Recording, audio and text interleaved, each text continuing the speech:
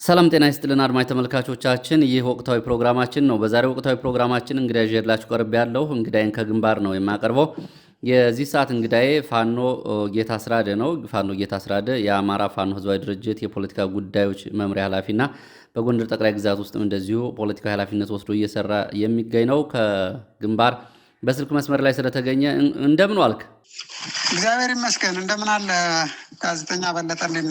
አመሰግናለሁ። የዚህ ሰዓት እንግዳ የሆነህ ስለተገኘህ በአድማጭ ተመልካቾቻችን ስም በድጋሚ አመሰግናለሁ። እንግዲህ በዚህ ሰዓት በተለይ አሁን ባለው የአፍሪካ ቀንድና የሀገር ውስጥ የፖለቲካ ጉዳዮች እንዲሁም የኃይል አሰላለፍ የፋኖ ምልከታዎችን በተመለከተ ለአድማጭ ተመልካቾቻችን ግንዛቤ የሚፈጥሩ ማብራሪያዎችን እንሰጣለህ ብዬ እጠብቃለሁ። ለመሆኑ እንደው ሰሞነኛውን የህወሓትን ጉዳይ እንዴት እየተከታተለው ነው ፋኖ የሚለውን ላስቀድም። የህወሓት ውስጣዊ የፖለቲካ ሽኩቻ፣ የፌዴራል መንግስቱና የህወሓት ጉዳይ፣ የህወሓት ጊዜያዊ አስተዳደር መባረር በነ ደብረጽዮን አንጃ፣ ይህን አጠቃላይ እንዴት ነው እየተመለከታችሁት ያላችሁት? መልካም አመሰግናለሁ ጋዜጠኛ በለጠ።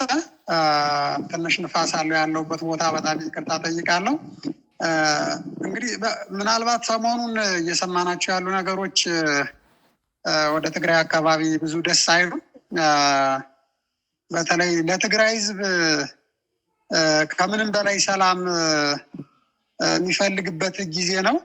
በርካታ የመከራ ጊዜዎችን አሳልፏል፣ እንደሌላው የኢትዮጵያ ህዝብ ጭምር። በተለይ ደግሞ በሰሜኑ ቀጠና የነበሩ ጦርነቶች በጣም ከባድ ጊዜዎች ናቸው እና ከዚህ ጋር ተያይዞ የትግራይ ህዝብ ሰላም የሚፈልግበት፣ ልማት የሚፈልግበት ጊዜ ነው። ነገር ግን ያሉ አዝማሚያዎች፣ ያለው ንፋስ ብዙ ደስ የሚል ነገር አይደለም። የአማራ ህዝብ እንደምታውቀው ባለፉት 2 ዓመታት በአገዛዙ መንግስት ነኝ በሚለው አካል ሙሉ ጦርነት ተከፍቶበት ነው የቆየው። ከዛ በፊት ደግሞ ትግራይ አካባቢ የነበረውን ጦርነት ሁላችንም የምናውቀው ነው። እውነት ለመናገር እነዚህ ሁሉ ጦርነቶች የመጡት በፖለቲከኞች ችግር ነው ብዬ አምናለሁ እኔ። በተለይ ደግሞ ህወሓት እንግዲህ ላለፉት 30 ዓመታት ገደማ ኢትዮጵያን በማስተዳደር ሂደት ውስጥ የአንበሳውን ድርሻ የወሰደ ነው። ነገር ግን በዚህ ጊዜ ውስጥ አማራን በተለየ መንገድ ጥቃት እንዲፈጸምበት ያደረገ፣ ከአነሳሱ ጀምሮ አማራ ጠል የሆነ ትርክት ይዞ መጥቶ የተንሻፈፈ ህገ መንግስት ቀርጾ አማራ ላይ ከፍተኛ የሆነ ውድመት አድርሷል። እንደ ሀገርም ጭምር አገራችን ጸንታ እንዳትቆም የመከፋፈል አደጋ እንዲጋረጥባት ያደረገ ድርጅት ነው። እኔ ይሄ ድርጅት ምናልባትም የዛሬ 40 ዓመትና 50 ዓመት ይዞት የመጣውን ዓላማ እንደወረደ ማስፈጸም የሚፈልግ እጅግ በጣም ጠባብ የሆነ ሀሳብ ያለው፣ ተገንጣይ የሆነ ሀሳብ ያለው፣ ከትግራይ ህዝብ ውጭ ሌላ ዓላማ ያለው የማይመስል ነገር ግን ስትራቴጂካሊ የትግራይንም ህዝብ አደጋ ውስጥ የጣለ ድርጅት ነው እና በዚህ ሰዓት እንዲህ አይነት ነገር ደግሞ የውስጥ ትርምስ በማንሳት የጦርነት አጀንዳ ይዞ መምጣት ለትግራይ ህዝብም አይበጅም። እንደ አማራም እንግዲህ የአማራ ህዝብ ትግል ላይ ነው ያለው። የአማራ ፋኖም ለአማራ ነጻነት እየታገለ ባለበት ሰዓት በቀጠናው ደግሞ በተለይ አጎራባች ከሆነው የትግራይ ህዝብ ላይ እንዲህ አይነት ሌላ የሰላም አየር የራቀው አጀንዳ መስማታችን እውነት ለመናገር ብዙም ደስ የሚል ነገር አይደለም ያለው እና እኔ ይሄ ህወሓትም ከዚህ ከረጅም ጊዜ ችግሩ ተምሮ አዲስ ሀሳብ በትግራይ ህዝብ ላይ አዲስ ሀሳብ፣ የሰላም ሀሳብ፣ ተራማጅ የሆነ ሀሳብ ይዞ ሊመጣ የሚችል ትውልድ ይፈጠራል ብለን በምናስብበት ሰዓት እዛው ራሱ አሁንም ህወሓት እየተንከላወሰ እንደዚህ ማህተም የሚነጣጠቅበትና አጀንዳ ይዞ የሚራኮትበት፣ ከዚህም በላይ እንደ ሀገርም ጭምር ጦርነትን ሊሰብቅ የሚችል ሁኔታ እየሰማን ያለ ነው እና ይሄ ከምንም በላይ ለትግራይ በጣም አደጋ ነው። አጎራባች ለሆነው ለአማራ ህዝብም ጥሩ አይደለም። እንደ ሀገርም ጭምር ሌላ የጦርነት አዙሪት ውስጥ ይከታል የሚል ሀሳብ ነው ያለኝ እና አሳሳቢነቱን ነው የተረዳሁትኝ በለጠ። አዎ፣ ግን ምንድነው በተለይ እነ ደብረጽዮን ቡድን አሸንፎ በትግራይ መውጣቱ እንደገና አፈር ልሶም ቢሆን መነሳቱ አሁን በኢትዮጵያ ውስጥ የትጥቅ ትግል ከሚያደርጉ ድርጅቶች አንጻር መልካም የአጋርነት እድል ይፈጥራል የሚሉ አስተያየቶች ከሩቅም ከቅርብም ይሰማሉ። ይሄ የሚሆን ነው? በምን ይታያል? ከሆነስ ደግሞ አዲስ የፖለቲካና ኃይል አስተላለፍ ይመጣ ይሆን ወይ? እንደ ኃይል አስተላለፍ ትክክል ነው። ራሱን የቻለ እንትን ሊፈጥር ይችል ይሆናል። ምክንያቱም ኢትዮጵያ ውስጥ አሁን ያለው ሁኔታ አገዛዙም ራሱ በተለይ አማራ ሕዝብ ላይ በከፈተው ጦርነት ምክንያት ለ2 ዓመት ሙሉ ጦርነት ላይ ነው የከረመው። ከሕዝብ ጋር ጦርነት የከረመ አካል ይህንን የአገዛዙን መዳከም እንደ መልካም አጋጣሚ በመጠቀም ህወሓት ወደ ነበረ እሳቤው ተመልሶ የጦርነት አጀንዳ የጦርነት ከበሮ እየመታ ነው ያለው። ምናልባት ከዚህ ጋር ተያይዞ እንደ ኃይል አስተላለፍ ህወሓት የመጀመሪያውን እሳቤ ይዞ ያለ አካል ነው። ስለዚህ ለአማራ ህዝብ መልካም ነገር ይኖረዋል ብለን አናስብም። እንደ አማራ ፋኖ ከህወሓት ልብ ውስጥ መልካም ነገርን፣ መልካም ጉርብትናን፣ አንድነትን፣ ተራማጅነትን፣ ተሻጋሪነትን ይዞ ይመጣል የሚል እሳቤ ስለሌለን የኃይል አስተላለፍ ይዞ ሊመጣ ይችል ይሆናል። እሱን ወደፊት የምናየው ነው የሚሆነው። ነገር ግን ለአማራ ፋኖ፣ ለአማራ ህዝብ ግን፣ ለኢትዮጵያ ህዝብ ግን መልካም ነገር ይኖራል ብለን አናስብም። በተለይ እንደምታውቀው የአማራ ፋኖ ትግሉ በመሀል እንደው እዚህ ላይ በደንብ መነገር ያለበት ምንድን ነው፣ ህወሓትም ሆነ ፋኖ አሁን በጊዜያዊነት የጋራ ስጋታቸው አብይ አህመድ ነው። ስለዚህ ሁለቱም አብይ አህመድን ለማስወገድ አንድ የሚሆኑበት እድል አለ ነው የሚሉት ሰዎች በግልጽ። በዚህ ጉዳይ ላይ ነው እንግዲህ እንደ ፋኖ አመራር አቋም ወይም ደግሞ ሀሳባችሁ እንድትገልጹ ይፈለገው ምንድን ነው። እንግዲህ ከመጀመሪያውም እንደነገርኩ ኢትዮጵያ ውስጥ አሁን ባለው ሁኔታ ውስጥ ወደ 4 የሚደርሱ ትልልቅ የኃይል አስተላለፎች አሉ ብለን ልንወስድ እንችላለን። እንደ ዋና ዋናዎችን ብንወስድ ማለት ነው። አንደኛው አገዛዙ ነው። እንግዲህ የብልጽግና ስርዓት፣ ይህ ስርዓት እንደሚታወቀው ስልጣን በእጁ ነው ያለ። የህዝብ ሀብት፣ የሀገር ሀብትና ንብረት በእጁ ነው ያለው። አንደኛው የኃይል አስተላለፍ ሊሆን የሚችለው ይሄ ነው። ሁለተኛው የኃይል አስተላለፍ የፋኖ ኃይል ነው። የፋኖ ኃይል እንደሚታወቀው እንግዲህ በአማራ ምድር በሁሉም ከጫፍ እስከ ጫፍ ነፍጥ አንግቦ ይዞ የነፃነት ጥያቄ ይዞ የተነሳ ኃይል ነው። ይህ ኃይል ባለፉት 2 ዓመታት ውስጥ ካገዛዙም ትጥቅ እየማረከ ራሱን እያደራጀ በተቋምም በፖለቲካም የራሱን መስመር እያጠራ እየመጣ ያለ ኃይል ነው። ሶስተኛው ኃይል የህወሓት ኃይል ነው። እንግዲህ ህወሓት እንደሚታወቀው ለረጅም ጊዜ በፖለቲካ በኮንስፓይረሲ ራሱን ሲያደራጅ የነበረ ኃይል፣ ነገር ግን አሁን ከጊዜ ወደ ጊዜ እየገረጀፈ እያረጀ የድሮን አስተሳሰብ እንደያዘ ያለ ነገር ግን የጦርነት ጥማት ያለው ራሱን ያደራጀ የታጠቀ ኃይልም ያለው አንድ ኃይል ነው ብንወስድ እንችላለን። አራተኛው ምናልባት እንግዲህ ምንም እንኳን አገዛዙ ለኦሮሞ ወኪል ነኝ ብሎ ባለጊዜ ነኝ ብሎ ቢመጣም ከዛ ባለፈ ሁኔታ ደግሞ የሌላ የኦሮሞ ነፃነት ብሎ ውስጡ ከአብይ አህመድ ከኦህዴድ ብልጽግና ጋር እየተገናኘ ያለ ነገር ግን ሙሉ በሙሉ ውህደት ውስጥ አለ ብለን ለመናገር ጊዜው ያልፈቀደ ቢሆንም ለኦሮሞ ነፃነት ታጋይ ነኝ የሚል ከኦህዴድ እስከ ኦፌኮ እስከ ኦነግ ሸኔ ድረስ የታጠቁ ኃይሎች ያሉበት ነው። እንግዲህ በዋናነት እነዚህ ያሉ ሌሎችም ኃይሎች አሉ። ለጊዜው ግን በዋናነት ኢትዮጵያ ውስጥ ያሉት ኃይሎች እነዚህ ናቸው ብለን ከወሰድን በተለይ የፋኖን ኃይል እንደ አማራ ነፃ አውጪ ድርጅት ስንወስድ በዋናነት ትናንትም ጀምሮ የአማራን ነፃነት የገፈፈው አማራን በተሳሳተ ትርክት ውስጥ ከፍተኛ የሆነ እልቂት እንዲፈጸምበት ያደረገው የህወሓትና የኦህዴድ ብልጽግና በማኒፌስቶም ጭምር ታግዞ የመጣ ነው። ስለዚህ አሁን ባለው ሁኔታ ህወሓት በዚህ ልክ በፋኖ የተዳከመውን አገዛዝ በፋኖ የተዳከመውን መንግስት አጋጣሚውን ተጠቅሞ ለመጣል እንቅስቃሴ ያደረገ ይመስለኛል። በዚህ ሂደት ውስጥ እንደ ፋኖ በተለይ እኔ እንደ አማራ ፋኖ ህዝባዊ ድርጅት ከህወሓት ጋር የኃይል አስተላለፍ ይኖረናል ብለን አናስብም። ምክንያቱም በግልጽ የዓላማ ልዩነት፣ የዓላማ ግጭት፣ የጥቅም ግጭት አለን። ትናንትና በ1968 ዓመተ ምህረት አማራ በግልጽ ጠላቴ ነው ብሎ አውጆ የመጣ በሰነድም ጭምር የአማራን አጽመ ርስቶች የጎንደርን የጎንደር አማራን የወሎ አማራን መሬት ከልሎ በሰነድ ያስቀመጠ በወሎ በኩል እስከ አለውሃ ድረስ በጎንደር በኩል ደግሞ እስከ ወልቃይት ጠገዴ እስከ ጠለምት ብሎ የመጣ አካል ነው ያለው። ስለዚህ እነዚህ አካላት ናቸው የነበሩት ያኔም የነበሩት አሁንም ከ40 ዓመት በኋላ የነበሩት አካላት ናቸው። የሚገርመው ሰዎቹ እስካሁን መኖራቸው አይደለም ሀሳባቸው አለመቀየሩ ነው። የተቸከለ ሀሳብ ይዘው ነው ዛሬ የሚመጡት። ምናልባት እዚህ ላይ ጋዜጠኛ በለጠ በግልጽ አሁን ትግራይ ውስጥ ወይም ደግሞ ህወሓት ውስጥ ከሁለት የተከፈለ ኃይል እንዳለ ይታወቃል። አንደኛው በነ ደብረጽዮን በኩል የሚመራውና በርከት ያለ የታጠቀውን ኃይል የያዘው ነው። ሌላኛው ደግሞ የጊዜያዊ አስተዳደሩን የያዘ በጌታቸው ረዳ የሚመራው ኃይል ነው። የሚገርመው ሁለቱም ኃይሎች በአማራ ላይ ያላቸው አቋምና ጥላቻ ተመሳሳይ ነው።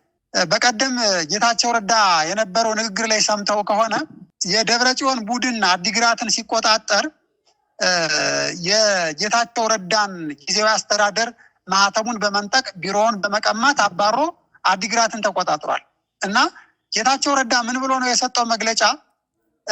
የደብረጽዮን ቡድን የሚያኩራራ ስራ አልሰራም፣ አዲግራትን መቆጣጠሩ የሚያኩራራ አይደለም፣ ሁመራን የተቆጣጠረ መሰለው ወይ ብሎ ነው የተናገረው። ምን ማለት ነው? በዚህ ንግግር የምትረዳው ቲፒኤልኤፍ ሁመራን ሲቆጣጠር፣ ጎንደርን ሲቆጣጠር፣ ወልዲያን ሲቆጣጠር ነው ጀግና የሚሆነው ማለት ነው። ይሄ እንግዲህ ምናልባትም አንጻራዊ በሆነ መንገድ የተሻለ የዲፕሎማቲክ ግንኙነት አለው የሚባል አንጻራዊ በሆነ መንገድ ትንሽ የተራ ማለት ነው። የግባቸው አማራን ማንበርከክ መሆኑ የአማራን አጽመ ርስት መውሰድ እንደ ግብ የሚቆጥሩ እንደ ጀግነት የሚቆጥሩ ይህንን የ40 ዓመት እሳቤ አሁንም ድረስ ይዘው እየመጡ ነው። በዚህ ሂደት ውስጥ እኔ አማራ ነፃ አውጪ ነኝ ብሎ የሚያስብ ለአማራ ጥያቄዎች ይቆረቆራለሁ ብሎ ዋጋ እየከፈለ ያለ ፋኖ ነኝ ብሎ የሚመጣ አካል ከነዚህ ከህወሓት ኃይሎች ጋር የሚሰለፍበት አንዳችን ምክንያት እንደሌለ በግልጽ እየተናገሩ ነው ያሉት። ስለዚህ የአማራ ፋኖ ከህወሓት አሰላለፍ የሚሰለፍበት ቅንጣት ታክል ምክንያት እንደሌለው ራሳቸው እየመሰከሩ ነው ያሉት የሚል ሀሳብ ነው ያለኝ። በእርግጥ ከዚህ ጋር ተያይዞ እኔ ያለሁትኝ ተቋም ውስጥ ነው። የአማራ ፋኖ ህዝባዊ ድርጅት ውስጥ ነው ያለሁትኝ። የአማራ ፋኖ ህዝባዊ ድርጅት እንደሚታወቀው ጎንደር ላይ በጎንደር ጠቅላይ ግዛት በኩል፣ ሸዋ በሸዋ ጠቅላይ ግዛት፣ ወሎ በወሎ እዝ፣ ጎጃም በጎጃም እዝ በኩል ከአራቱም የአማራ ግዛቶች ወይም ደግሞ ጠቅላይ ግዛቶች በተውጣጣ ተቋም አላማ ያለው ግልጽ የሆነ ጥያቄ ያለው የዓለም አቀፍ ግንኙነት የጀመረ ተቋም ውስጥ ነው ያለው። ከዚህ ተቋም ውስጥ ውጭ የሆኑ አካላት አሉ። እንደ ፋኖ በእዝ ደረጃ በብርጌድ በክፍለ ጦር ደረጃ ከህዝባዊ ድርጅት ውስጥ ያልገቡ አካላት አንዳንዶቹ ከህወሓት ጋር ግንኙነት እንደጀመሩ የሚነገር ነገር አለ። እኛም የምንሰማቸው ነገሮች አሉ። ለጊዜው በይፋ ማውጣት አንፈልግም፣ ምክንያቱም ይህን ነገር ማጣራት ስላለብን ማለት ነው። ስለዚህ ህወሓት ይህንን ተቋም ውስጥ ያልገባን ፋኖ እንደ መደላድል ተጠቅሞ ትግራይን አተራምሶ ትግራይን ወደ ጦርነት አስገብቶ ወደ አማራ መሬት መጦ ለማተራመስ ከዚህ በፊት ሲያተራምሰው እንደነበረው አማራ ላይ ተጨማሪ ጦርነት ለመክፈት የሚያስብ የህወሓት አካል አለ። ከዚህ ጋር የሚሰራ ፋኖ ካለ ለእኔ ፍርዱን ለአማራ ህዝብ፣ ፍርዱን ለኢትዮጵያ ህዝብ መተው ነው። ለጊዜው በዚህ ልክ ነው። ነገር ግን ወደፊት እንዴት ይሆናል የሚለውን ነገር እያየን የራሳችን አቋምና ከህዝባችን ጋር ሆነን እንደዚህ የአማራ ጠላት የሆነንና ወራሪ የሆነ በባህሪው ጦርነት ፈላጊ የሆነ ኃይል ጋር በምን መንገድ እንቀጥላለን የሚለውን እንደ አማራ ፋኖ ህዝባዊ ድርጅት እየተመካከርንበት ያለ ጉዳይ ስለሆነ በቀጣይ የምንመጣበት ይሆናል ነው። በግልጽ እንደሚታወቀው ግን የህወሓት ኃይል በተለይ ለአማራ ምንድነው ከሾህ የተጠጋ ቁልቋል እንደሚባለው ዘወትር ጦርነትን የሚመኙ፣ ዘወትር ወራሪነትን የሚመኙ፣ ዘወትር መዝረፍን የሚመኙ ሰላም ከውስጣቸው የራቃቸውና እኛም በትግራይ በኩል ተራማጅ የሆነ አዲስ ትውልድ አዲስ ጄኔሬሽን ሰላምን የትግራይን ዘላቂ ሰላምን የትግራይን ዘላቂ መልካም ጉርብትና የሚፈልግ ኃይል እንዲወጣ ነው የምንፈልገው። ጋዜጠኛ በለጠ ጥሩ። በዚህ ላይ ግን በደንብ የሚታየው ክፍተት አሁን ከአንተ ማብራሪያም የአማራ ፋኖ አጠቃላይ አንድ አለመሆን በዚህ ልክ ተጋላጭነትን የሚያመጣ ከሆነ በህዝብ ተጻራሪ ጥቅሞች ላይ እንደዚሁ የተለያዩ አካላት እጅ እንዳስገቡ እድል የሚሰጥ ከሆነ ለምንድን ነው እናንተ ይህን የምታነቡና የምትገመግሙ ከሆነ ፋኖ አንድ የማይሆነው? ትክክል ነው በለጠ። ይሄ እንግዲህ እኛ ፍላጎታችንም ነው ምኞታችንም ነው፣ እየሰራንበትም ያለ ጉዳይ ነው። ከጊዜ ወደ ጊዜ ድርጅት ከተመሰረተ በኋላ የነበሩ መገፋፋቶች የነበሩ ቅሬታዎች አሁን በግልጽ የአማራ ፋኖ ህዝባዊ ድርጅት ዓላማ ይዞ የተቆጠረ የአማራ ጥያቄዎችን ይዞ ነው ወደፊት የመጣው። በዚህ ምክንያት ከመሰረቱ ያሉ ክፍተቶችን እያረምን አንድ ላይ እንድንቆም፣ አንድ ተቋም ውስጥ እንድንገባ፣ አንድ ጠንካራ የአማራ ኃይል ሆነን እንድንወጣ ለማድረግ የተጀመሩ ምክክሮች አሉ። 2-3 ጊዜ ተጀምረው ያልተሳኩ፣ አሁን በመጨረሻ ጊዜ ትልልቅ አባቶችም ጭምር በጋራ ሆነው እየተሰራ ያለ ነገር አለ። ነገር ግን በግልጽ መታወቅ ያለበት ወደ አማራ ፋኖ ህዝባዊ ድርጅት ያልገቡ ፋኖዎች የተለያየ መልክ ያላቸው ናቸው። አጋጣሚውን ተጠቅመው ወደ ዝርፊያ፣ ወደ ውንብድና የገቡ የተለያዩ አደረጃጀቶች አሉ። በግልጽ ደግሞ በእዝ ደረጃ በክፍለ ጦር ደረጃ የተደራጁ ጠንካራ አቅም ያላቸው ደግሞ ከኛ ጋር ለመስራት የተጀመሩ ጉዳዮች አሉ። እንግዲህ ይሄ መቼ ያልቃል የሚለውን ነገር እርግጠኛ ባልሆንም በእኛ በኩልም እንደ አማራ ፋኖ ህዝባዊ ድርጅት በዚህ ሰዓት እውነት ለመናገር ጥሪ እያቀረብን ነው። ያለምንም ቅድመ ሁኔታ ያለምንም መሽኮርመም ወንድማማቾች ነን። ለዓላማ የወጣ ፋኖ ካለ በእኛ በኩል ምንም አይነት ቅድመ ሁኔታ የለንም። የአማራ ፋኖ ህዝባዊ ድርጅት ቅድመ ሁኔታ የለም። አንድ እንድንሆን ብቻ ነው የምንፈልገው። የአማራን ህዝብ ሌላ ተጨማሪ ታሪካዊ ውርደት እንዳናመጣበት፣ የአማራን ህዝብ በወጣንለት ዓላማ ልክ ጥያቄዎቹን የምንመልሰው አቅም የምንፈጥረው ኃይል የምንገነባው አንድ ላይ ስንቆም ነው። ስለዚህ በመሀል ሁሉም ፋኖዎች ወደ ሚዲያ ሲመጡ ይህንን ተመሳሳይ ጥሪ ያቀርባሉ። በሚዲያ ላይ አንድ ልንሆን ነው፣ አንድ መሆን አለብን፣ በመርህ ደረጃ ትክክል ነው የሚሉት።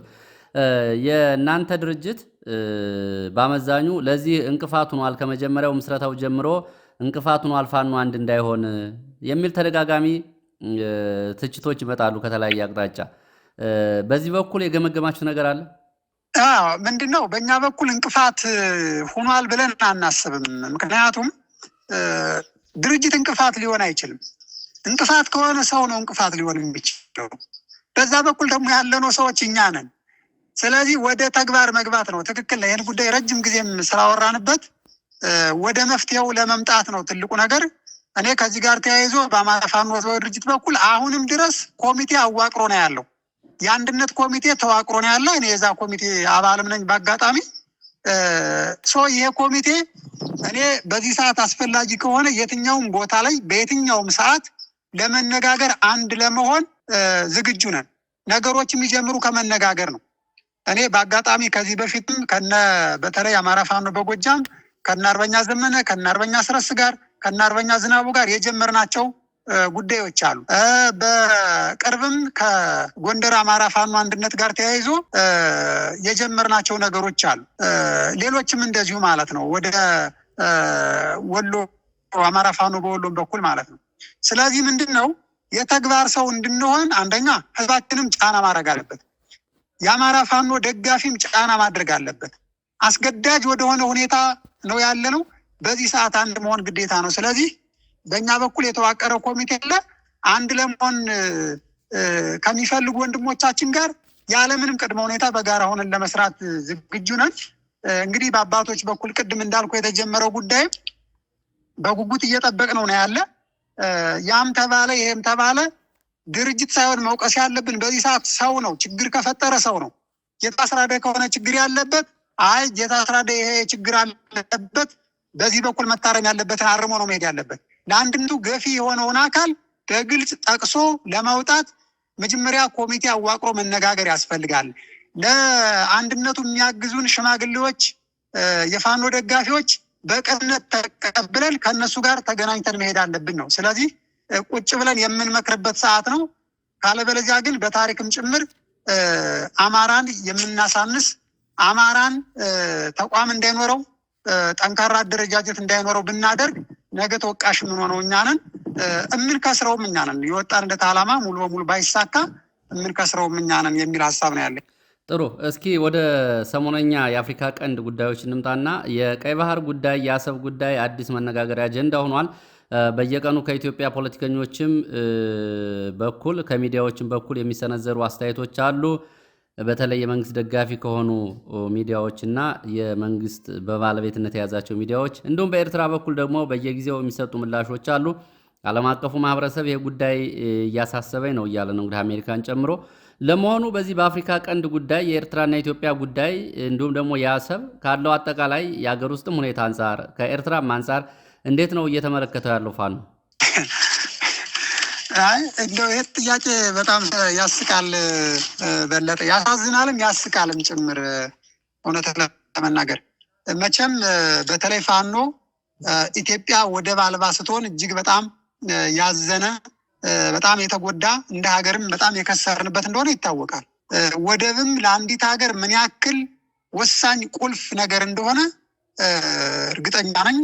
እንደው ንቃተ ፖለቲካ ያለው እየታገለ ያለ ለነጻነት ለህዝብ የሚቆረቆር ማንም ሰው ያውቀዋል። እኔ ግን የሚገርመኝ በዚህ ሰዓት ኢትዮጵያ ወደብ እያለች መጠየቋ ጥሩ ነው። ግን በተለይ ደግሞ ከዚህ ከኤርትራ ጋር ተያይዞ የአሰብን ወደብ የሚነሳበት ምክንያት ግልጽ ስላልሆነልኝ ነው በጣም ያሳቀኝ ማለት ነው። ከመጀመሪያው አንደኛ የሰው ሉዓላዊ ብድግ ብለህ ሉዓላዊ የሆነን ሀገር ሳታስፈቅድ፣ ሳትመካከር፣ ሳትነጋገር ስለዛ ወደብ የምታነሳበት ምንም አይነት የዲፕሎማቲም የፖለቲካም ግራውንድ የለውም። እኔ በአጭሩ አሁን ብልጽግና አሰብ ወደብን መጠየቅ ማለት በዚህ ሰዓት ብድግ ብሎ መጠየቅ ማለት የኤርትራን ፍቃድ ሳያገኝ መጠየቅ ማለት በተለይም ደግሞ ጦር ቀስቃሽ በሆነ መንገድ በባሌም በቦሌም ብለን አሰብን እናመጣዋለን ብሎ ማንሳት ማለት ኦልሞስት ኢሳያስ አፈወርቅ አዲስ አበባ የኔ ናት ብሎ እንደማሰብ ነው የሚቆጠረው። ሌላ ልለው ስለማልችል ማለት ነው። ምክንያቱም ዲፕሎማቲክ በሆነ መንገድ በፖለቲካ ስራ በአገሮች መልካም ፍቃድ ወደብ ልታገኝ ትችላለህ። ነገር ግን ለፖለቲካ ፍጆታ ብለህ አማራን እየጨፈጨፈ ያለ ስርዓት ያንን ለማደብዘዝ በሚል ለማደንዘዝ እና ለማደብዘዝ ተብሎ የተነሳ አጀንዳ ነው ለኔ እንጂ በዚህ ሰዓት የአማራ ህዝብ የኢትዮጵያ ህዝብ የሚፈልገው በዚህ ሰዓት አሁን የሚፈልገው የመጀመሪያው ሰላም ነው። ሞት ላይ ነው ያለ ነው። አዲስ አበባ ላይ መኖር ያልቻለ አማራ ምድር ላይ መኖር ያልቻለ አማራ በየቀኑ በታንክና በመድፍ በድሮን እየተጨፈጨፈ ያለ አማራ እንዲህ ወደብ ላመጣልህ ነው ብትለው ምኑን ነው የሚሰማ? ስለማደር አለማደሩ እየተጨነቀ ያለ ህዝብ ልጆቹን ዳቦ ዛሬ በልተው ያድራል ወይስ አይበሉም ብሎ እየተጨነቀ ያለ ህዝብ ወደብ ላመጣልህ ነው ብትለው የእውነት እኔ በጣም ቂልነት የመጨረሻ ቂልነት ነው። ይህንን ጥያቄ ይደግፋል ብሎ ማሰብ በራሱ ሞኝነትም ጭምር ነው። እኔ ምን ያህል በፖለቲካም አገዛዙ እንደነቀዘና ምን ያህል የፖለቲካ ብስለት እንደሌለውም ጭምር ነው የማየው። እኔ አሁን አሰብ ብሎ የሚያስብ አማራ በዚህ ሰዓት ካለ አማራም ነው ልለውም አልችልም። የአማራ መከራንም ያልተረዳ ነው። እኛ እንጠፋለን ወይስ አንጠፋም ነው ጥያቄያችን። መቼ ነው መሞት የምናቆመው ነው? መቼ ነው በሰላም አዲስ አበባ የምንገባው? አዲስ አበባ በሰላም ቤታችን ሳይፈርስ የሚውለው የሚያድረው መቼ ነው?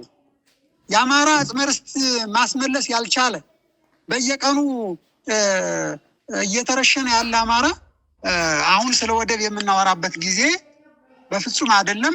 ጥያቄውም ያን ያክል በዚህ ሰዓት አጀንዳም ይሆናል ብዬ የማስበውም አይደለም። በእርግጥ ጦርነትን የፈለገ ስርዓት ያለ ጦርነት መዋል ማደር የማይችል ከፍተኛ የሆነ ወንጀል የፈጸመ የሀገር ክህደት የፈጸመ አካል ጦርነትን በመቀስቀስ የሌሎችን የአጎራባች ሀገራትንም ጭምር ወደ ጦርነት የመጋበዝ አባዜው ከወንጀል ለማምለጥና አገሪቱን ወደ ሌላ ወደ ለየለት ትርምስ የመውሰድ የሰራውን ወንጀል ለመሸፈን ካልሆነ በስተቀር በዚህ ሰዓት ስለ አሰብ ወደብ የምንነጋገርበት ነው ብዬም አላስብም። ይህንን የሚያነሳ አገዛዝና የአገዛዙ ሚዲያዎች ናቸው። ሰምቶ እንዳልሰሙ ማለፍ የተሻለ ይሆናል ብዬ ነው የማስበው በእኔ በኩልና ለእኛ ለፋኖ አጀንዳችን አይደለም። በዚህ ሰዓት ይሄ አጀንዳችን አይደለም። ነገ ከነገ ወዲያ ሌላ ጉዳይ ነው። በዚህ ሰዓት ግን የወደብ ጉዳይ አጀንዳችን እንዳልሆነ እንድታውቀው ብዬ ነው። ጋዜጠኛ መልካም አመሰግናለሁ። ወደ ሰሞነኛ ሌሎች ጉዳዮች እንምጣ። በትላንትናው ዕለት በአማራ ክልል እንግዲህ የአረጋ ከበደ ጋር የምክክር ኮሚሽኑ ኮሚሽነሮች ባህር ዳር ተገናኝተው ነበረ። በዚህ ጉዳይ ላይ የተለያዩ ጉዳዮች ተነስተዋል። ብዙዎቹ የፖለቲካ ምልከታ ያስፈልጋቸዋል ይባላል። ከነዚህ መካከል አንደኛ ምክክር ኮሚሽኑ አረጋ ከበደ በክልሉ ውስጥ ተኩስ አቁም ጥሪ አድርጎ ተኩስ ማቆም አለብህ ተብሎ ጥያቄ ቀርቦለታል። ስለዚህ ይህንን በተመለከተ ተኩስ አቁም የቀረበለት ከምክክር ኮሚሽኑ የፖለቲካ አንድምታው ምንድን ነው? ይፈጸማል ወይ? እናንተስ እንዴት ታዩታላችሁ? ከሰው ነው የሰማሁትኝ። የምክክር ኮሚሽን የተኩስ አቁም አድርጉ ምናምን የሚል ነገር ከሰው ነው የሰማሁትኝ። እንደ ፋኖ በግልጽ እንደሚታወቀው ወደ ተኩስ የገባው ጦርነትን ፈልጎ አይደለም፣ ተገዶ ነው ወደ ጦርነት የገባው። መኖር አትችልም ተብሎ ነው የገባው። በዚህ ሂደት ውስጥ ፋኖ የሚያውቀው የምክክር ኮሚሽንም የለም፣ ፋኖ የሚያውቀው የተኩስ አቁምም የለም። ፋኖ ትግሉን የሚያቆመው ግልጽ የሆኑ ጥያቄዎች አሉት። እነዛ ጥያቄዎች ሲመለሱለት ነው። ስለዚህ ጥያቄያችን የመመለስ ያለመመለስ ጉዳይ ነው እንጂ ሌላ ጉዳይ አይደለም። ጦርነት የሚናፍቅ አካል የለም። በተለይ ደግሞ አማራ እጅግ በጣም ሲገፋ የኖረ ሲሞት፣ ሲሳደድ፣ ሲረሸን የኖረ ማህበረሰብ ነው። ስለዚህ ጦርነትን ባንፈልግም ግን ተገደን ወደ ጦርነት እንድንገባ ተደርጓል። እዛው ካለንበት አማራ በእያንዳንዱ አርሶ አደር ቤት ጦርነቱ የመጣው ቤቱ ድረስ ነው። ስለዚህ ለአለመሞት ስትል ለህልውና የምታደርገው ጦርነት ነው። ጋዜጠኛ በለጠ እንደ አማራ ፋኖ ህዝባዊ ድርጅት ግልጽ ጥያቄዎች አሉት። እነዚህ ጥያቄዎች ናቸው የኛ የተኩስ አቁም፣ የኛ የምክክር ኮሚሽን ምናምን ጉዳይ ይሰማል። በለጠ ይሰማል። ቀጥል።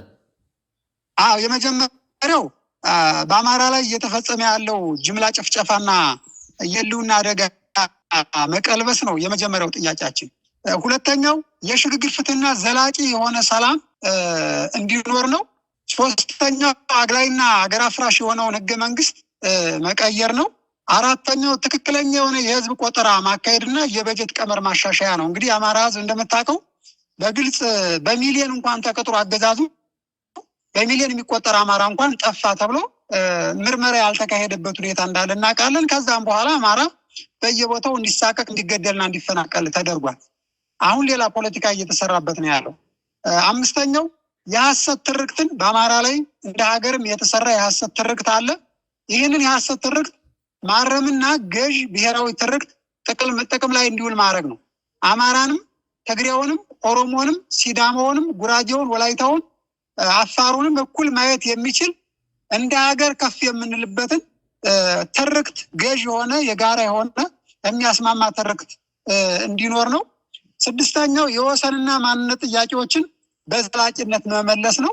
እንደምታውቀው እንግዲህ በየቦታው ግጭት አለ። በተለይ አማራ በየቀኑ በየጊዜው አጽመ ርስቱን ወረራ እየተካሄደበት በጉልበት ያለ ባህሉ፣ ያለ መልካም ምድሩ፣ ያለ ታሪኩ፣ ያለ ትውፊቱ ተገዶ ማንነቱ እየተወሰደ ነው ያለው እና ይሄ እንዲስተካከል ነው በዘላቂነት። ሰባተኛው የእኩል ተጠቃሚነትና አማራ በጸጋው ልክ በወርድና በቁመቱ ልክ መልማት እንዲችል ነው። የመጨረሻው ስምንተኛው ጥያቄያችን ስርዓታዊ ለውጥና ፍትሃዊ የስልጣን ባለቤትነት እንዲኖር ማድረግ ነው። ይህንን የጠየቅናቸውን ጥያቄዎች በሰላማዊ መንገድ ለረጅም ጊዜ ጠይቀናል። ነገር ግን ሊመለሱ አልቻሉም። ስለዚህ በእኛ እምነት አሁን ያለው የሽግግር ፍትህ የምናምን ተኩስ አቁም የሚባለው እንደ ሀገር እንዳን ከተባለ አሁን ያለው ስርዓት የስርዓት ለውጥ ተደርጎ የሽግግር ጊዜ እንዲኖርና እኩል ሁሉም አማራም፣ ትግራዩም፣ ኦሮሞውም፣ ሌላውም ሁሉም ብሔር ያለውን ጥያቄ ጠረጴዛ ላይ አምጥቶ አብረን ሊያኖረን በሚችል እና በፍትሃዊነት ጥያቄዎቻችን እንዲመለሱ ነው የምንፈልገው እንጂ ከዛ ውጭ በእርግጥ በእኛ በኩል የሰማነው የተኩስ አቁም የለም። የምናውቀውም የሽግግር ምንድነው ቅድም የጠራውን ስሙን በባለፈውም ሰምቼዋለሁ። እንዲህ አይነት ተቋምም እኛ የወከልነውም አይደለም የምናውቀውም አይደለም። ስለዚህ እዛው ቤታቸው ውስጥ ነው እያወቁት ያለ። የእውነት ወደ አገዛዙ ወይም ስርዓቱ አቅሙን አይቶ ወደ ቀልቡ ተመልሶ ከሆነ መፍትሄው ከላይ ቅድም የጠቀስኩት የአማራን ጥያቄዎች ቆጥሮ መመለስ ብቻ ነው መፍትሄው ሊሆን የሚችል የሚል ሀሳብ ነው ያለኝ። በለጠ ለአረጋ ከበደ ምክክር ኮሚሽኑ ጉዳዩን ያቀረበበት መንገድ እንዲሁም ደግሞ ከወቅታዊ አጠቃላይ የአብይ አህመድ ምናልባት የአቅም መዛባት ጋር የተያያዘ ነው የሚሉ የፖለቲካ ምልከታዎች አሉ። በዚህ በኩል አስተያየት አላችሁ? አዎ፣ ያው በእርግጥ ምንድን ነው እንግዲህ ስርዓት ሲፈርስ የመጨረሻው ሲፈርስ ብቻ ነው መፍረሱን የምናውቀው። ምክንያቱም ያው ሚዲያ አለው፣ የመንግስት ሀብት አለው። ከመንግስት በየቀኑ በግዳጅም ሰራዊት እየመለመለ ሰራዊት ሊያሰልፍ ሊያሰለጥን ይችላል። ነገር ግን 2 ዓመት ሙሉ ያገዛዙ ሰራዊት እንግዲህ እኛ በቁጥር ማስቀመጥም እንኳን ባንችል የሚሞተው የሚከደው እጅ የሚሰጠው በየጊዜው አማራ ምድር ውስጥ የገባ የብልጽግና ወይም የአብይ አህመድ ሰራዊት እየመነመነ ነው ያለው። ይህን በየጊዜው እኛ ሚዲያ ላይም ተናግረናል። ነገር ግን ያው ሚዲያው እስካለ ድረስ ባለስልጣኖቹ እስካልሞቱ ድረስ አገዛዙ ቁሞ የሚሄድ ሊመስል ይችል ይሆናል። ምንድነው ይሄ ጎፈር ውሻ አለ ሲሉት ሞቶ ይገኛል እንደሚባለው ፀጉሩን እያየ ውሻው መሞቱን ወይም መክሳቱን ላታውቀው ትችላለህ፣ መታመሙን ላታውቀው ትችላለህ። ነገር ግን ያው ሲሞት ብቻ ነው ሞተ ብለህ የምታውቀው። አሁን ያለው አገዛዝም እውነት ለመናገር በፖለቲካም በወታደራዊም በየትኛውም መንገድ የተዳከመ ስርዓት ነው። በተለይ ደግሞ በቁጥር ብቻ ሳይሆን ከፍተኛ የሆነ የስነ ልቦና ውድቀት ደርሶታል። በተለይ መከላከያ ሰራዊቱ በየቀኑ መዋጋትን አይፈልግም፣ እጅ መስጠት ብቻ ነው የሚፈልገው። ስለዚህ ከዚህ አንጻር አገዛዙ ምናልባትም ትናንትና ሲለው ከነበረው ሀሳቡ ተቀይሮ አሁን ሌላ ሀሳብ አምጦ ሊሆን ይችል ይሆናል። ይሄ ደግሞ ይሆናል አስገዳጅ ስለሆነ ማለት ነው። ኦልሬዲ የመጨረሻ አማራጭን በየጊዜው ልትወስድ ትችላለህ። ትናንት የነበረውን ቁመና እንደሌለው አይቷል። አሁን ደግሞ ያለው ቁመና ወደ ተኩስ አቁም እና ወደ ንደራደር ሊሆን እንደሚችል ይሄ ግልጽና ግልጽ ነው። እውነትም ከዚህም ያለፈ ሊሆን እንደማይችል ይገመታል። እና ጥያቄው ከዚህ አንጻር ተነስቶ ሊሆን ይችል ይሆናል። እኛ እንደ ተቋም ይህን ነገር አልገመገምነውም፣ ገና ወደፊት እንገመግመዋለን ብዬ አስባለሁኝ። በእኔ በኩል ይሄን ያለው መጨረሻም ምናልባት ሰሞኑን እንግዲህ የሚነሱ የተለያዩ ጉዳዮች አሉ። ከነዚህ ውስጥ አንዱ የሰራዊቱን ወደ ሌላ ግዳዮች እናንቀሳቅሳለን፣ ክልሉ በሚሊሻና በልዩ ኃይል ወይም ደግሞ በአድማ ብተና ይጠበቃል፣ የፋኖን ኃይልም በዚሁ ልክ ስላዳከም ነው ስጋት አይሆንም የሚሉ አስተያየቶች በተደጋጋሚ ይነሳሉ። የዚህ ግምገማ እውነትነት ምንድን ነው በእናንተ በኩል? አይ እንግዲህ መረጃው የለንም። ምናልባት ሰራዊቱን ወደ ሌላ ቦታ ያንቀሳቅሳል አያንቀሳቅስም ሙሉ መረጃው የለንም። ነገር ግን በሚሊሻ በፖሊስ ያስጠብቃል፣ ፋኖ አቅሙ ተዳክሟል የሚለውን ያኔ ሲሆን ብናየው ነው የሚሻለው። ከዚህ በላይ ሌላ ማለት አልፈልግም። በግልጽ ያው ፋኖ በሙሉ ቁመናው ነው። እንዲያውም ፋኖ ዓለም አቀፍ እውቅና ያለው ተቋም ያለው ፖለቲካ ያለው እንደ በኢትዮጵያ አይደለም በቀጠናውም ትልቅ አቅምና ተስፋ ሆኖ እየመጣ ያለ ነው። በእርግጥ እንግዲህ እሱ እንደሚለው ራሱ ያሰማራቸው ሌቦች በየጊዜው ስላሉ ከእነሱ ጋር ብዙ ዜና ሲሰራ እናያለን። ፋኖ ራሱን እያጠራ ዓላማ ያለው ፋኖ በአንድ ተቋም ውስጥ በአደረጃጀት እየገባ ሌላውን ደግሞ ያው በየሂደት በግምገማም ዓላማም የሌለው ካለ በራሱ አስተላለፍ ሊሄድ ይችል ይሆናል። እውነተኛው ፋኖ ግን ከቁመናው እያደገ ነው እንጂ የመጣው እያነሰ እንዳልመጣ ነው የምጠቁምህ። የመጨረሻ ላድርገው ይሄኛውን ጥያቄ። በወቅታዊ የፋኖ ትግል የህዝብ ግንኙነት፣ የፖለቲካ ስራና ዓለም አቀፍ ግንኙነቶች ላይ ከፍተኛ ክፍተቶች አሉ። እንደውም አንዳንድ ሰዎች ሰሞኑን በተለይ የህወሓትን ብጥብጥ ተከትሎ ከአፍሪካ ህብረት እስከ አሜሪካ፣ ከአሜሪካ እስከ አውሮፓ ህብረት፣ የአውሮፓ ሀገራት በቀጠና ያሉ የዓለም አቀፍ ድርጅቶችና አህጉር አቀፍ ድርጅቶች የሰጡትን አጠቃላይ ዲፕሎማሲያዊ ትኩረት በተመለከተ ፋኖ ለ22 ለ21 ወራት ትግል እያደረገ በዚህ ልክ ለምንድን ነው የዲፕሎማቱ አእምሮ ደግሞ የዲፕሎማቶቹን እይታ መሳብ ያልቻለው የሚሉ ጉዳዮች አብረው ይነሳሉ። ለመሆኑ በዚህ በኩል የሚስተዋለው ክፍተት ምንድን ነው? ወደፊት እንዴት ይሻሻላል? አይ ጥሩ። ምናልባት አሁን ያነሳውን ጥያቄ እኔ ከሁለትና ከሶስት አንግል ነው የማየው። የመጀመሪያው አንተ ያነሳውን እኔ የምቀበለው ሌላውም የሚቀበለው እንደ ፋኖ ለአለፉት 2 ዓመታት አብዛኛውን በአፈሙዝ ውጊያ ላይ ነው የነበረው። ምክንያቱም ተቋም አልነበረውም፣ ድርጅት አልነበረውም። በዚህ ምክንያት የፖለቲካ ስራው የዲፕሎማሲ ስራው እስካሁን ድረስ በጣም ዝቅተኛ እንደነበር ሁላችንም እናውቃለን። ይህን እኛም ገምግመናል። ይሄ ብቻ አይደለም፣ መሬት ላይ የሚዋጋው ፋኖ ብቻ ሳይሆን እንደ አማራ የህልውና አደጋ ውስጥ የገባ ህዝብ ነው። ይሄ ሰፊ ህዝብ በተለይ በርካታ የፋኖ ደጋፊዎች በውጭ ሀገር ያሉ በሚሊዮን የሚቆጠሩ አማራዎችም ጭምር መስራት ያለባቸው የዲፕሎማሲ ስራ፣ መስራት ያለባቸው የፖለቲካ ስራ እስካሁን እንዳልተሰራ በግልጽ መገምገም አለብን። ይሄ ጥሩ ማንጫም ስለሆነ ከዚህ በኋላ ያልሰራነውን ስራ ሁላችንም እንድንሰራ እንድናጠናክር ጥሩ ግብዓት ይሆናል ብዬ አስባለሁ። በሌላ በኩል ህወሓት መንግስቱ ነው የኖረ ነው። መንግስቱ ነው ሲኖር ደግሞ በሐሰት ትርክት በርካታ የዓለም አቀፍ ግንኙነቶችን የዓለም አቀፍ ኔትወርኮችን መስርቶ ነው የቆየው። በትልልቅ ኢትዮጵያን ወክላለሁ በሚል በርካታ የህወሓት አባላት ትልልቅ የዓለም አቀፍ ድርጅት ውስጥ ሁሉ ገብተው የዲፕሎማሲ ስራ ሲሰሩ ነው የቆዩት። ኢቭን በርካታ ገንዘብ በመክፈል የዓለም አቀፍ ፖለቲከኞችንም ጭምር በመቅጠር ለትግራይ ብቻ እንዲጮሁ የትግራይን በተለይ የነበረውን የሰሜኑን ጦርነት አግዝፈው በመናገር በዚህ ሂደት ውስጥ በፕሮፓጋንዳ ስራ የበላይነት ወስደው ነው የቆዩት። የቆየ የዋላ ያደረ የተገነባ ተቋም አለ፣ የተመሰረተ ኔትወርክ አለ። በዛ ኔትወርክ መሰረት የመጣ ድጋፍ ሊሆን እንደሚችል ይታወቃል። ሌላኛው ያው አማራ ላይ እንግዲህ በግልጽ እንደሚታወቀው እንደ ሀገር እንደ ኢትዮጵያ የጥቁሮችን አልገዛም ባይነት የጥቁሮችን ቅኝ ግዛትና ጭቆና ሲቃወም የነበረ የኢትዮጵያ ሕዝብ ነው። በዚህም ትልቅ ታሪክ በንጉሳችን በምኒልክ በአፄ ምኒልክ ከዛም በኋላና በፊት በነበሩት በርካታ ምንድነው ይሄ ቀኝ ገዢዎችን ወራሪዎችን የመቃወም ራስን አስከብሮ ሉዓላዊነትን አስከብሮ የመሄድ ያለፈ ትልቅ ታሪክ አለን። ከዚህ ጋር ተያይዞ ምናልባት ቂም የነከሱ ጥርስ የነከሱ ቂም ያዘሉ የተለያዩ ዓለም አቀፍ አገራት ሊኖሩ ይችላሉ። ከዚህ ጋር ተያይዞ ምናልባት በደንብ ፖለቲካሊ በደንብ የምናያቸው ነገሮች እንዳሉ እረዳለሁ። በመጨረሻ ግን ማለት የምፈልገው ምናልባትም እነዚህ ዲፕሎማቶች ሁሉም በርካታ ሀገራት በተመሳሳይ ቋንቋ የተናገሩበት አንድ ሁኔታ አለ። እሱ ምንድነው? አሁን ከህወሓት ጋር ተያይዞ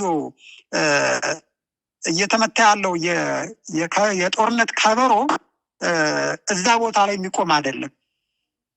ኢትዮጵያ ውስጥ ብቻም ላይቆም ይችል ይሆናል። የተለያዩ ሀገሮችን አሰላለፍ ይዞ የመጣ በመሆኑ ይሄ በጣም አስደንጋጭ አላርሚንግ የሆነ እንትን ነው። ስለዚህ እንደ ኢትዮጵያ ብቻ ሳይሆን ለቀጠናውም ጭምር ስጋት መሆኑን ከመረዳት እንደዚሁም የትግራይ ህዝብ ከፍተኛ የሆነ ብስቁልና ውስጥ ድህነት ውስጥ የገባ ህዝብ ሆኗል። ስለዚህ ከዚህ በላይ ጦርነት፣ ከዚህ በላይ ስደት፣ ከዚህ በላይ በሽታ፣ ከዚህ በላይ ግጭትና መፈናቀልን የሚፈልግ ያለ አይመስለኝም። ስለዚህ ያንን በደንብ ማየት እንዲችሉም ጭምር እነዚህ ሀገራት እንዳሳሰባቸው የገለጹበት አንግል ሊኖር እንደሚችል ነው እና በአጭሩ ምንድን ነው በብዙ መልኩ የምናየው ነው። የእኛንም ድክመት ያሳያል፣ የእነሱን ትናንት የሰሩትን ስራም ያሳያል። ሁኔታው ምን ያህል አሳሳቢ እንደሆነም ጭምር እንድንገነዘብ ያደርጋል የሚል እንትን ነው። እኛ ግን ከዚህ ትምህርት መውሰድ እንዳለብን እንደ አማራ ጠንካራ የሆነ አንድ አይነት ዓላማ ያለው ተመሳሳይ የዲፕሎማሲ ስራ መስራት እንዳለብን ሊያነቃም ይችላል ብዬ ጭምር አስባለሁ።